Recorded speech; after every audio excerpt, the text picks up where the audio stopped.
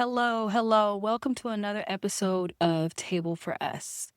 So, before we get started today, I just want to give a huge shout out to Podbean, who is my platform for podcast hosting. If you've been thinking about starting your own podcast, check out the link in the description, okay?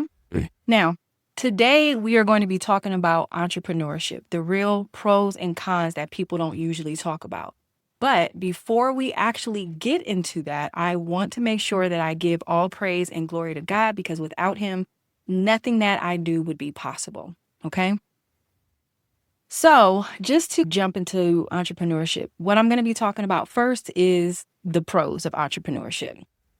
Okay. So one of the things that has been so beneficial to me in being an entrepreneur is the freedom and flexibility. And by that, I mean, I have the freedom to do what I want to do. I have the flexibility because I am making my own schedule. I work for myself, so I have the ability to basically schedule my day however I want to schedule my day. And typically what I do is I actually put together a checklist of the things that I need to get done the night before, and then I just check them off. So that's my schedule. But if I don't feel like working, guess what? Because I work for myself, I don't have to work. I have 3 businesses, and one of them is fully on autopilot. So with that particular business, it's basically running itself. So if I wanted to, let's just say that was my only business and I wanted to go take a vacation or something like that for a few weeks, I could do that because that business is completely on autopilot. My other business is my tax and credit repair, which is a service business. So I am actually hands-on in that business.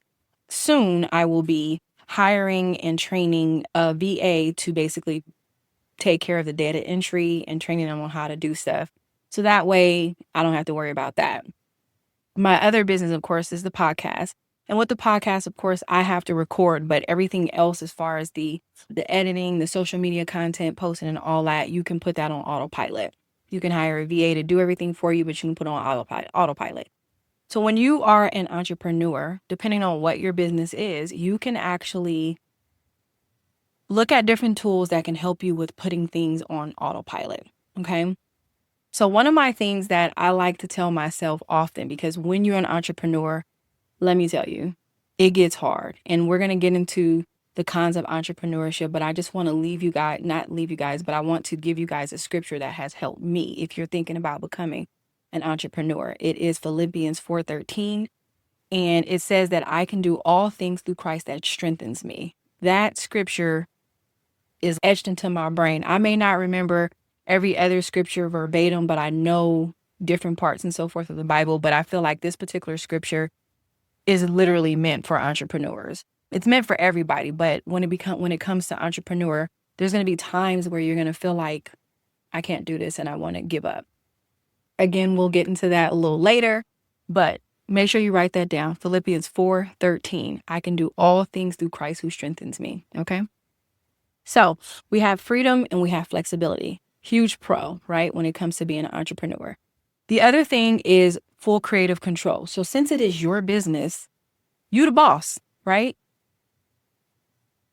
When it comes to your vision for the business, when it comes to your branding, when it comes to your logo, when it comes to your structure, it's all you. So you have complete and total creativity range, right? I will suggest this though.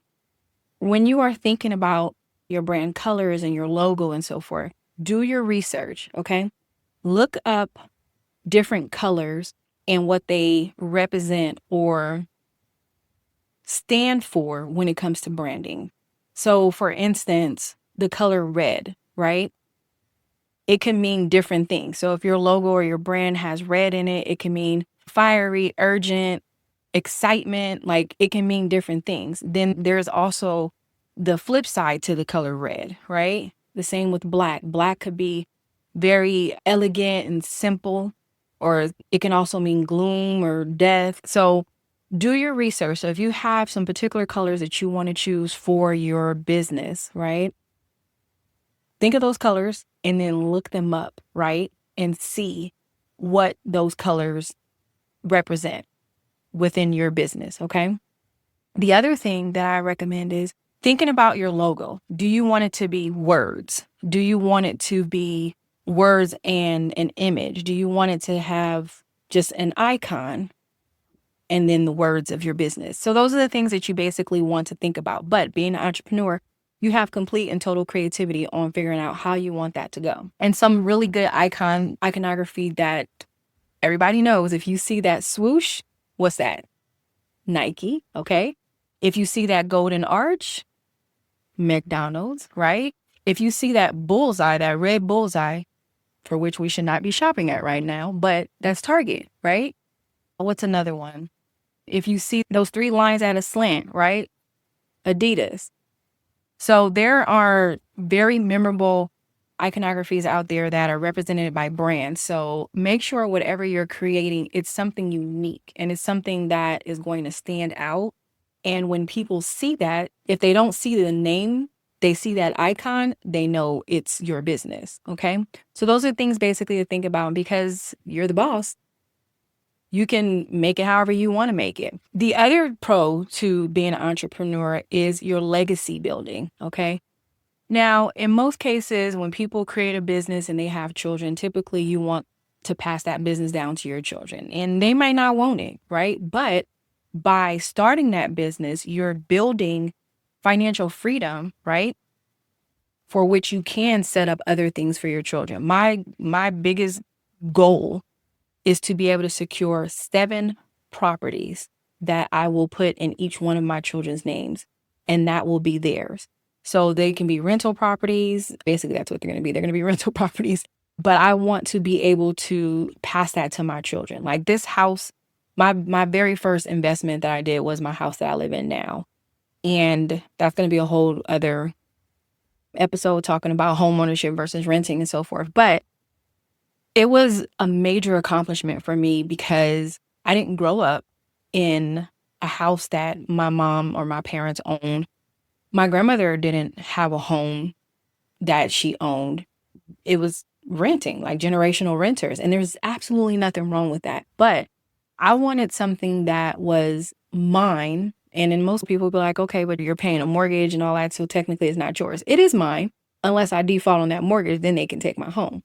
But not to get too much into home ownership, it's an investment as well. Because when you buy your home builds equity over time. And you could take that equity if you wanted to invest in other things. I literally just wanted this home because I just wanted, in the event that something happened to me, I didn't want to have to worry about where my children are going to go. So I have life insurance, trust account, all that stuff set up to whereas whatever the remaining balance on my home is, the trust will make sure that it's paid off and my children have a home to live in. Because of course, when you're renting, it's not yours. So you got to go, right? Depending on where you're at.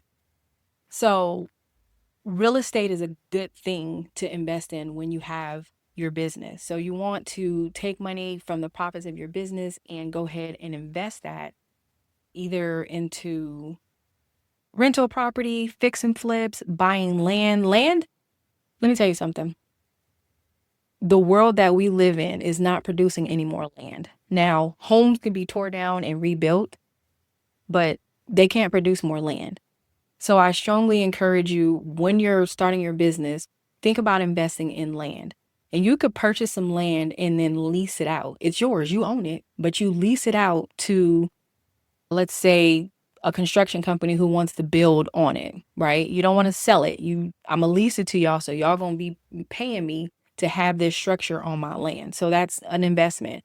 You can also invest in other businesses. One thing that I know a lot of people have been doing when I'm looking at social media is a lot of people are talking about vending businesses and laundromats, car washes. Those are things that you can invest in. The biggest thing right now is Airbnb.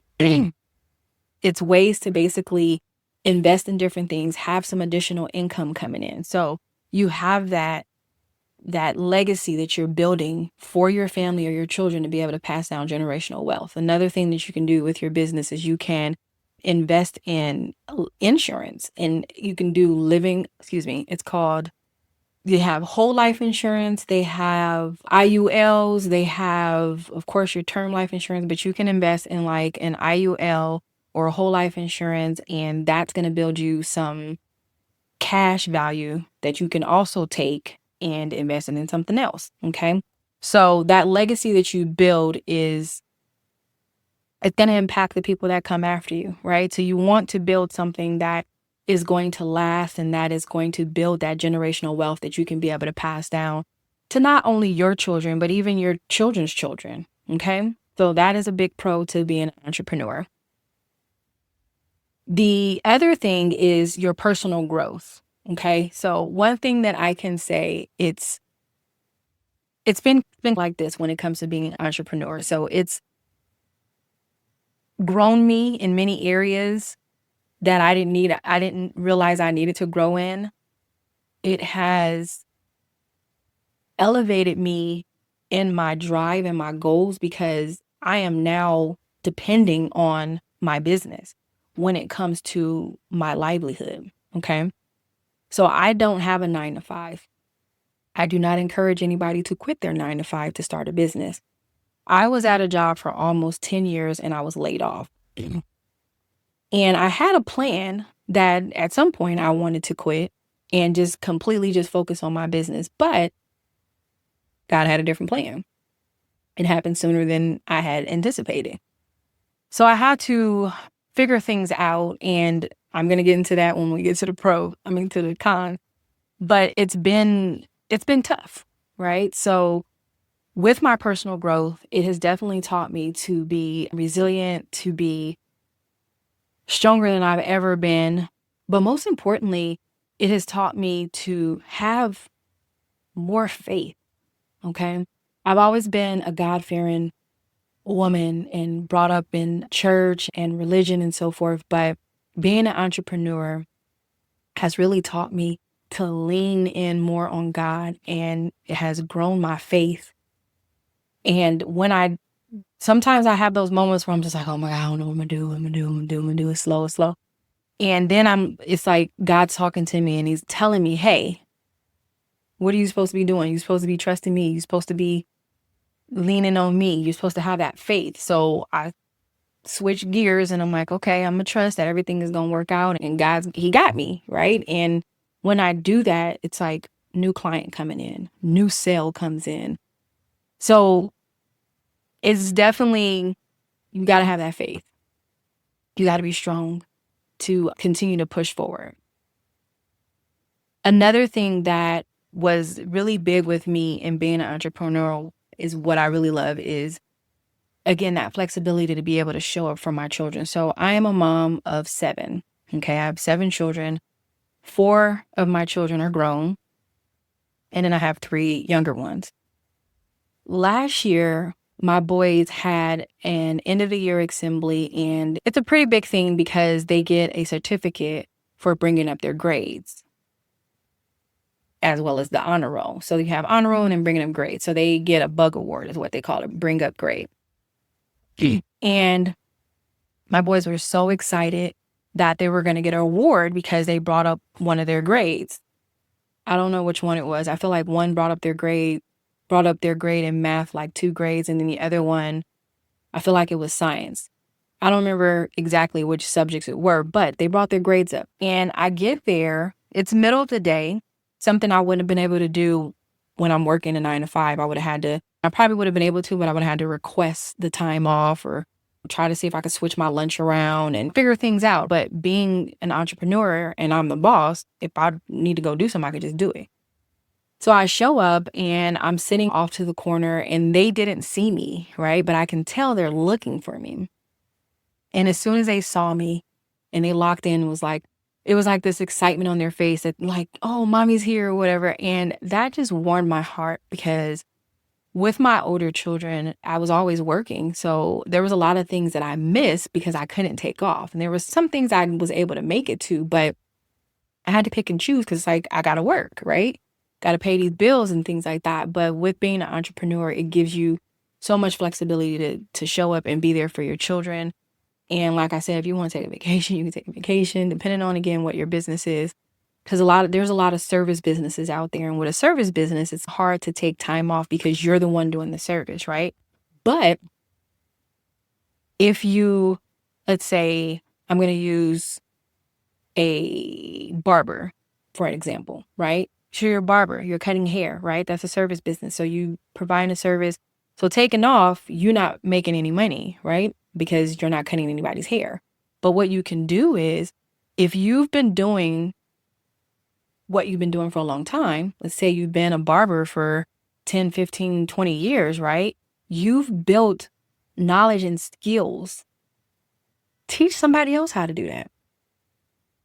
Have a class. Because there's a lot of people, women, men, that want to know how to cut hair. Or if you're a hairstylist, or if you're a makeup artist, right? And you have these skills and techniques that you've learned over the years, teach somebody else how to do that. So when now you're stepping into a different form of revenue, okay? So you have your service, you get paid when you do that.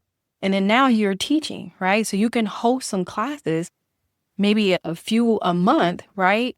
And probably make 3 times what you're making cutting hair. So now you can say, okay, I'm gonna go ahead and take a 2-week vacation because I've made more than what I normally would make and I have that money now. Okay. Another thing that you can do, and this is something I've been talking to my daughter about. She's a licensed cosmetologist and she specializes in braids, twists, locks, faux locks. She does all of it, right? But she specializes in those things. And I was talking to her about teaching, but I was also saying, hey, you buy a lot of products to do your client's hair, whether it's oil, hair oils, or edge control stuff. And I'm like, you can literally make your own and then sell it, or you can go buy in bulk and get your reseller's license and resell a lot of the stuff that you use for your clients to be, instead of them going out and buying it somewhere else, they just purchase it from you. So as a hairstylist, a barber, even a nail tech, go buy cuticle oil in bulk or something, or create your own and sell it to your clients. I know, like for me, when I get my nails done, they look horrible right now because I'm taking a break from getting them done. But my cuticles are like always dry and rough, and I be needing some oil. There's different things that you can do as a service person to create additional revenue streams. You can also, what's something else? Just different things that you know that your client would need, right? After they've come in and got whatever service they're getting, buy that stuff in bulk, sell it to your clients, okay? So now let's get into the cons of being an entrepreneur. One of the biggest cons that nobody ever really talks about, and it drives me crazy because I'm actually going through that right now. This is a slow quarter for me with my main business, which is taxes and credit repair, because it's like right before the holidays and everybody's scrambling with money, and any money that they have, of course, is going to go to Christmas shopping, right? So nobody is, and especially with taxes, tax season is end of January to May. So money's tight for everybody right now, which means money is tight for me. And one of the biggest cons of entrepreneurship is the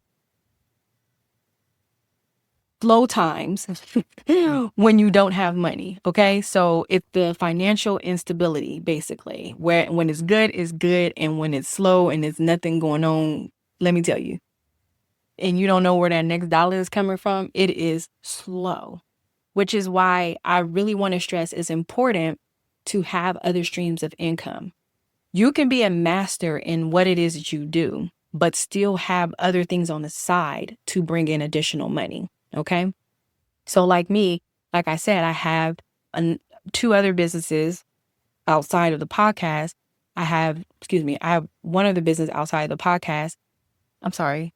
Let me say that. I just started the podcast, but I have my tax and credit repair business, and then I have my design and print business. My design and print business, I've actually had, it just made literally 6 years last month in August. Like actual business, right? Functioning, registered, all the stuff as a business. My tax business, I have been doing taxes for over 20 years, but it was always a side thing for me. It started with me doing my taxes myself and then turned into family, then friends, and then referring me to other people and so forth.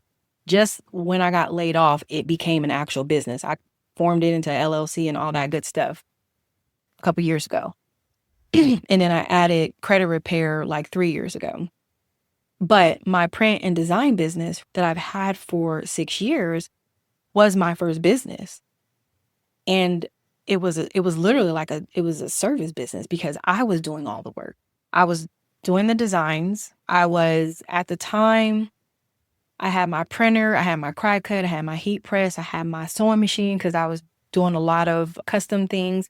I had a client who wanted to have a custom denim apron because they were a caterer. So they wanted a custom denim apron and they wanted their logo on it. And I got the material to make the apron from scratch. I need to find a picture of that. It was really nice. And then I put their logo on it. And I used basically transfer paper. I didn't have, now they have DTF and all that stuff, but I didn't have that, right? And then I ended up getting my cry cut. So my cry cut made it easier where I was doing like the heat press and vinyl and stuff. And I had my children basically helping me. After a while, and I remember, I'm telling you, my four oldest, they're grown. So as they start getting older, they were doing their own thing. So now everything fell on me as far as t-shirt orders, custom orders. I was doing party packages, so t-shirts. And this was like when I first started, it was right before the pandemic. So when things started opening back up, I was doing face masks and things of that sort. And just last year, I came across a young lady and Bougie Barbie, and she put me on to print on demand, and it has changed my life. That's how I've been able to put my print business on autopilot. I still do all the designing and stuff. This is actually one of my shirts that I designed, and what I do is I just partner with a print on demand vendor. When an order comes through my Etsy store, and that was the other thing, I didn't even have an Etsy store or any type of store. So people were just messaging me when they wanted orders. So now they can go through my Etsy store, they can place an order. And when they place that order, because I'm already connected with the print on demand vendor, that order goes to them. They fulfill it. They get it printed up with DTF. I also have some embroidery items as well. And they also ship it out for me. And I don't do anything other than I do the designs, I upload it, put it on different things, and that's that. So by me having that, because it's flow right now with my other businesses, I have my print on demand business, my design and print business, where I've still got money coming in from there. It's not as much as my taxes and so forth brings in, but it's an additional stream of revenue because you definitely have those moments where it's going to be slow. I can't stress this enough that you do not want to rely on one stream of income, okay? When you have enough money, try to find something to invest in to bring in some additional money, right? Whether it's rental property, I have some people who they do stock. I used to look at stock when I was younger, but I've fallen off, so I really don't understand it. But make sure you get somebody. Actually, it's not even stock. I think it's trading. Same thing. So that's something that some people do. But my mentor, because I was in the Grant Cardone mentorship program, he literally said you want to have several streams of revenue coming in. So keep that in mind, several. So you can have your main business and then you have other little side things or whatever going on. I'm also a notary. So I do notary jobs as well on the side. And that's just some extra stuff. And then I'm a wedding officiant. So those are just little side things that I do. I wouldn't really call those a business. It's just, okay, when other things are slow, I always have some type of money basically coming in, okay? So when you're looking at things online, on social media, and you have those people talking about 7-figure month and 6-figure month and 5-figure month and all that stuff like that, you can have that, but it's going to take you some time to get there. And you're going to have moments where you have $10 months, okay? So I just want you to keep that in mind. It's one of the biggest things that nobody really talks about, the grind when it comes to the money, okay? The other thing is a con with being an entrepreneur is isolation. I had to really put myself, honestly, in isolation so that I can truly focus on what it was that I was trying to do. Because honestly, I was treating my business. At this point, I have a business, but I was treating it like it was a hobby. So it was paying me like it was a hobby because I'm trying to go here and do that and all that stuff. And I had to literally put myself in isolation mode and say, okay, you have to focus in on what it is that you are trying to accomplish. You have a goal and you need to focus on that. Okay. The other thing is, once you have done that and now you have that laser focus, I honestly say one of the things that you really want to do is surround yourself with like-minded individuals. They're on the East Coast. I miss them so much, but I have a small handful of people who are also entrepreneurs, go-getters, and all this stuff.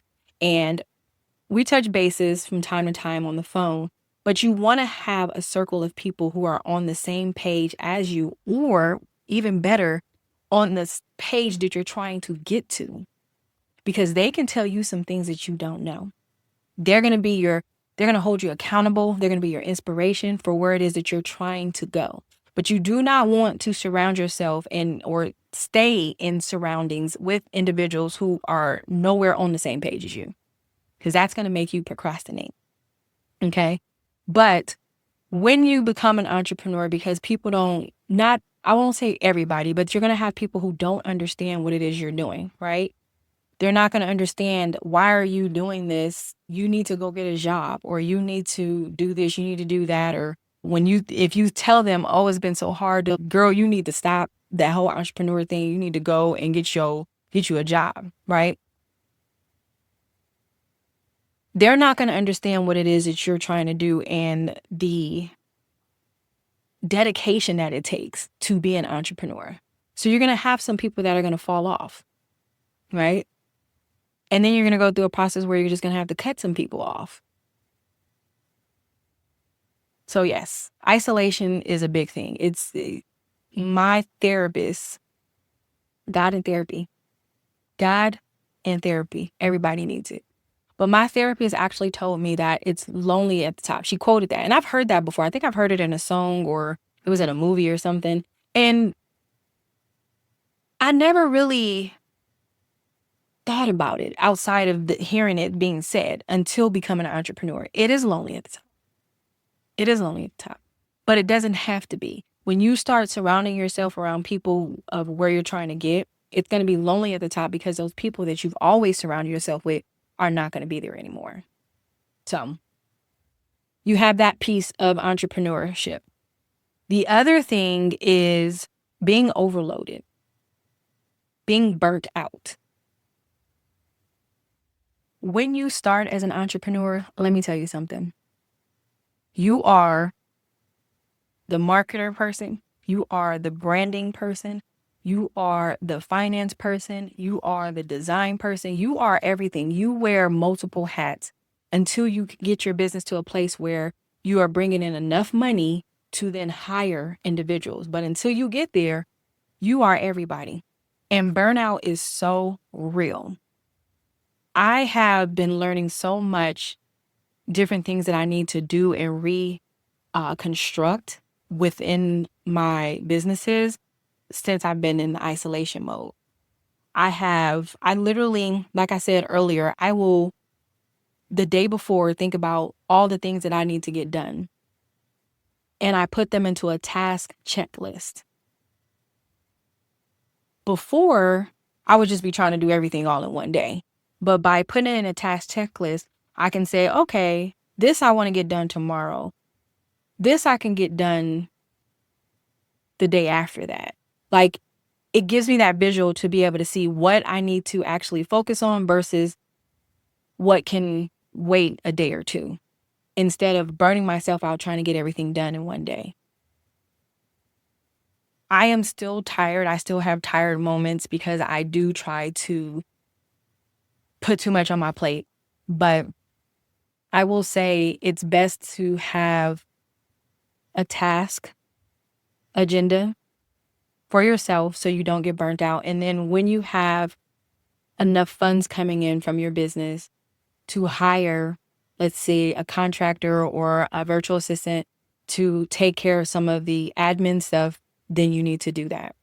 Again, I do not recommend anybody, I repeat, quit your 9-to-5. Do not do that. Use your job to fund your business. If you know you want to start a business and you want to be self-employed and work for yourself at some point, use your business to fund your job. Use your job to fund your business. And then once you have I would say double your salary coming in from the business. Then at that point, you can think about switching to just working for yourself.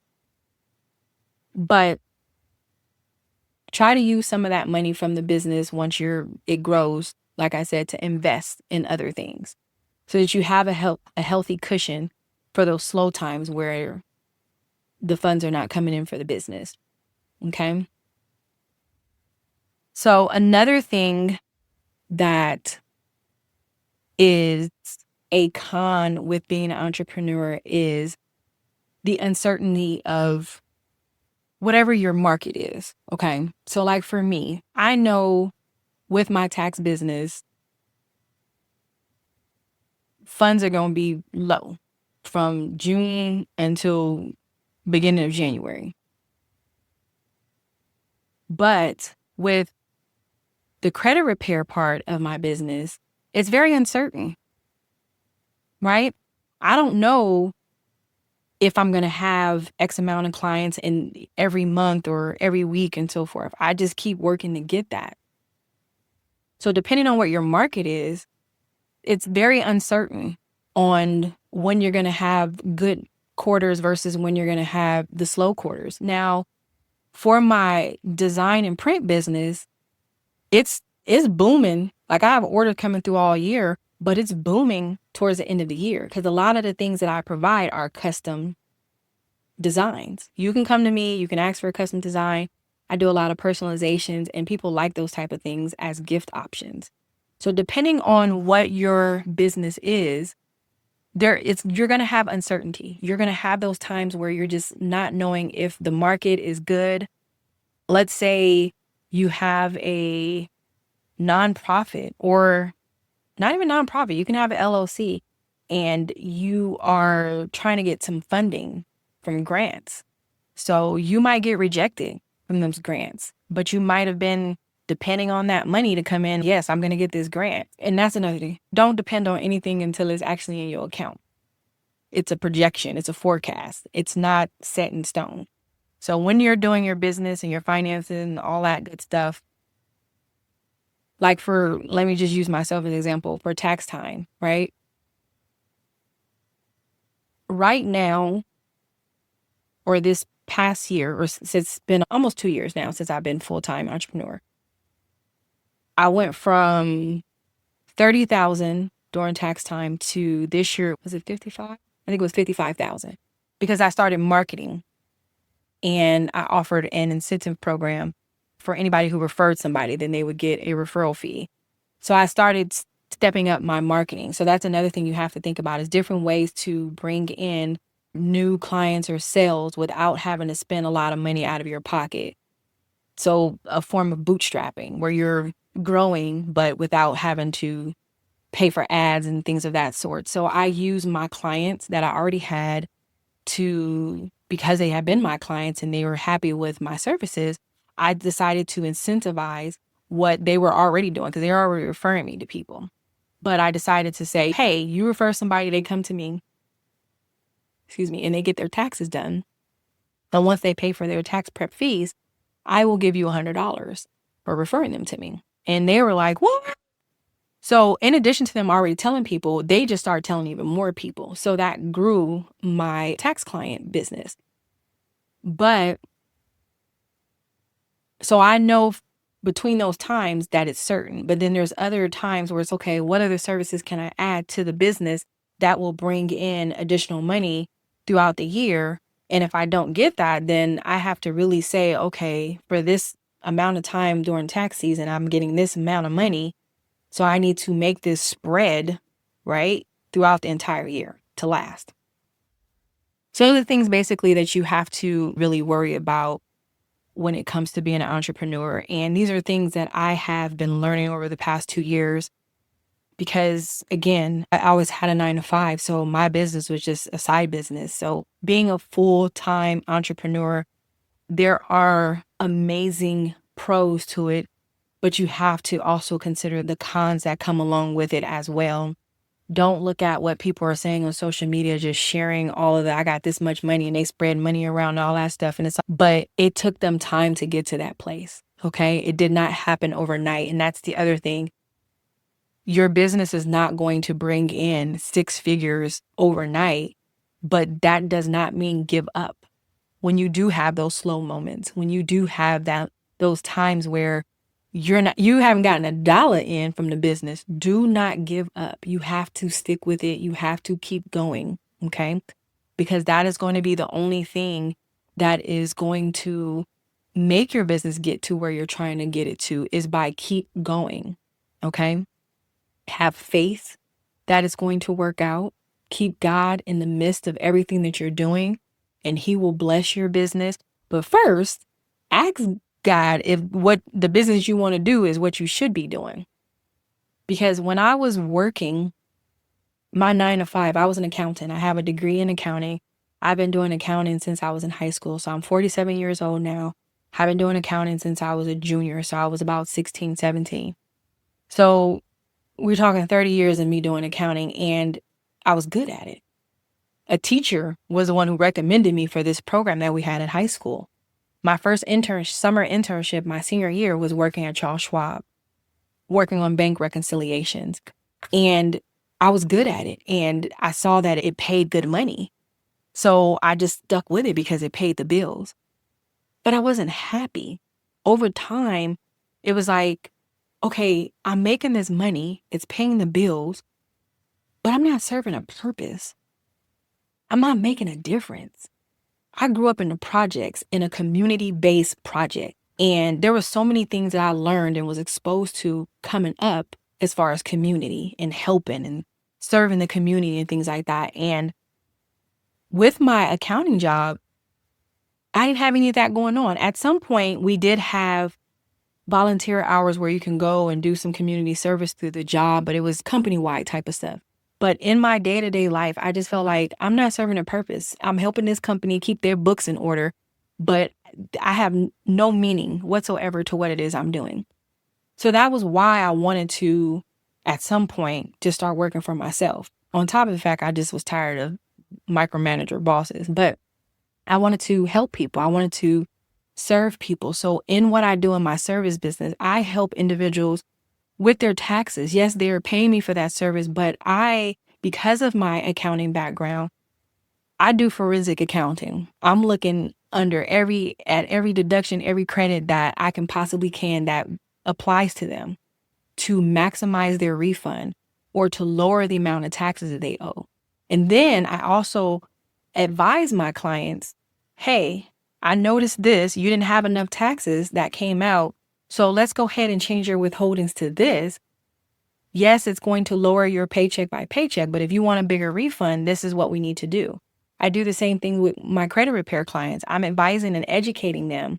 I'm not just doing the work for them. So now I feel like I'm serving a purpose and I'm helping individuals. I was even able last year, actually, no, was that last year or this year? No, that was actually this year. I was able, and I have been wanting to do this for quite some time, I was able to go and speak to some seniors at a high school. I spoke to 8 senior classes to talk to them about the importance of credit, how to get it, how to maintain it, the do's and don'ts of credit, having a checking account, savings. We talked about investing, just things that they can comprehend at the age that they are, things that I wish somebody would have talked to me about. Because nobody talks to me about the importance of credit. Nobody talks to me about saving or anything. When I would get my paycheck, let me tell you, I immediately went shopping when I was younger. And my credit cards, I got my first credit cards when I was a freshman in college. So I was, 19 when I went to college? Yeah. No, 18 and a half. When I went to college, and when you get up on the campus, they have all these tables set out, right? With balloons and all these free gifts. And they're like, hey, come here. Sign up for this and you'll get this or these free that. So I'm signing up for everything, filling out all the applications because I wanted the free stuff. And then I get these credit cards in the mail and I'm like, oh, okay. Check it. Your credit limit is whatever the credit limit was then at the time. So I'm like, oh, so I can use this. Now, I was a broke college student. I went to school and I worked at Radio Shack. And let me back up. I went to school in Atlanta first. And what happened was there was all these additional out-of-state fees. We already had exhausted all financial aid, so there was an out-of-pocket cost. And my mom couldn't pay that, so I had to come back. So when I came back, she was like, you got accepted in San Jose State. I'm like, I don't want to go to San Jose State. I really want to go to San Francisco State, but I didn't get accepted in San Francisco State. I got accepted in San Jose State. So I'm like, all right, let me just go ahead and take it. And because I came back late in the semester, I had to commute. So my credit cards literally got used for gas, food, and gas, and a couple of books that I needed for school. I never made a payment, so I ran up my credit limits and I never made a payment. Nobody explained to me about keeping my balance low, making my payment on time. I think I made a few payments. So I was able to go and talk to some students at the age right before I messed my credit up. And it was so amazing asking them questions, and some, they knew some things, and then some were like, oh, okay. And then they would have a follow-up question. A lot of them already had jobs and checking accounts. It was amazing. I just literally felt like I'm doing something meaningful. I'm helping the community. So when you're, whatever it is your business it is that you're doing, one thing I will say is do not forget the communities. It's also a tax write-off. I'm not telling you to give to the communities for the tax write-off, but I'm just saying, if you give back from your heart, it is considered a charitable contribution. So you're able to write that off on your taxes. So think of it as, hey, I'm benefiting something, but I'm really doing this because this is what I want to do. Okay? Those are pretty much my tips of things that I can give you guys. And I hope that this episode was something that encourages you, but not discourage you from being an entrepreneur, but just gives you the entire picture of both sides of being an entrepreneur. I want to encourage also being an entrepreneur, take some self days, because that burnout stuff is really real. I try to really take a 3-day weekend every other week if I can. As long as I don't have stuff piling up, I'm like, okay, I don't feel like working. I'm gonna go do something for myself. Have those moments where you focus on self-care. And once you have enough money coming in, get a contractor or a VA so you don't burn out. That would be the biggest thing that I can really leave with you. And make sure you have some little side stuff that can bring you some additional money when the business is slow. Okay. So yeah, that's pretty much my episode. I want to say thank you for listening to my podcast episode today. If you are someone who has a story you want to tell, or you've thought about starting a podcast, then I encourage you to sign up for Podbean. I am going to put the links below where you can sign up for them using my link, and you can actually get a free month of using their platform to see if it's something that you actually enjoy. I love it because it allows me to be able to push to other streaming platforms in one place. So right now my podcast pushes to Spotify and Apple Podcasts. And then I also have it on, of course, on YouTube. Go ahead and check that link out below. I pray that everyone has a blessed weekend, and I'll see you guys on the next episode. Also, I also want to say, if you are somebody who would like to showcase your business, you already have a business and you would like to be part of our Boss Talk Spotlight, then there will be a link below also where you can fill that out and come on and talk about your business. Or if you would like to be a guest on our podcast show and share your story, then also there will be a link below where you can fill out an interest form. So again, thank you guys so much for tuning in. Hi, so my name is Nicolette Royal, or Nicole Johnson for legal purposes. Royal is my father's last name, but my mom gave me my dad's last name, but I use it now with my businesses, and I am the owner of Royal Legacy Services. Royal Legacy Services is a tax prep and tax advisory credit repair business. I started doing taxes maybe about 20 years ago, and I treat it as a hobby. It was always a side gig for me. It wasn't until 2 years ago that I decided to go full in with my business when I got laid off. So I provide tax services for personal taxes. I provide tax services for small businesses. I provide tax advice. So with the tax advice, I typically try to give people tips and advice on what they need to do in the year before tax season.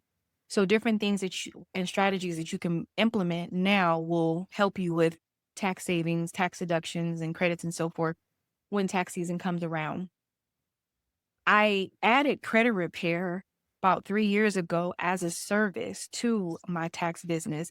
And the reason being was because I had so many tax clients that I would hear when I would have a consultation with them. They would say, as soon as I get my money, I'm going to pay this off, or I'm going to do this so that I can fix my credit. So I felt like it was an opportunity to add credit repair services so that I could help them with their taxes and their credit.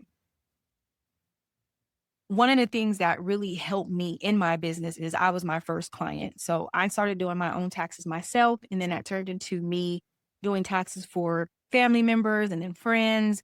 And pretty much everybody that I have currently literally is a referral. I might have a few people that found me on like Yelp or Facebook or something like that. But majority of my clients that I have, they were referred to me by somebody else. The same with credit repair. I actually went to an actual credit repair company before I was about to buy my house. And they got a couple of things off, but they didn't educate me on the importance of how to build my credit back up.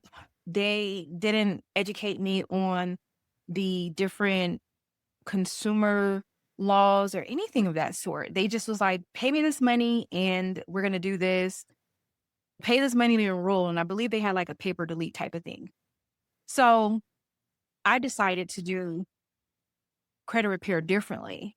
I probably overshare with my clients. I probably whelm them with things, but I want them to know everything that I know so that they can make sure that they don't get back into the same predicament that they're in when they come to me. So I make sure that they know about what makes up their credit score. I make sure that they know that in addition to me getting negative items removed, that they also need to now establish new credit. So I have a list of credit building accounts that I refer them to, and I walk them through the entire process. I also have an ebook that I typically tell new clients, potential clients, right? I tell them, hey, here's an ebook. If you want to work on your credit yourself, you can. And here's the steps on how to do that. So I'll share the link with my Stan store where you can actually purchase my ebook. You'll also have a link on how you can reach me. You will, what else am I going to share? So my number is 702-969-3605. That is my business number. That is how you can reach me, or you can go to Royal Legacy Services, so svcs.com. And you can go ahead and schedule a consultation with me, and I will look at everything that you have going on, whether it's your taxes. I do back taxes. I try to stay away from amendments. If I didn't file your taxes, I typically don't like redoing somebody else's stuff, but I can look at it and look it over and see if it's something that I can help you with.